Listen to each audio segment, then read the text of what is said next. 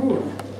ಈಗ ನಿಮಗೆ ನೀವು ಟ್ರಾನ್ಸಿನ್ ಮೆಡಿಟೇಷನ್ ಮಾಡಿದ್ರೆ ನಿಮ್ಮ ಬ್ಲಡ್ ಶುಗರ್ ಕಂಟ್ರೋಲ್ ಮಾಡೋದು, ನಿಮ್ಮದು ಬಿ ಪಿ ಕಡಿಮೆ ಮಾಡೋದು.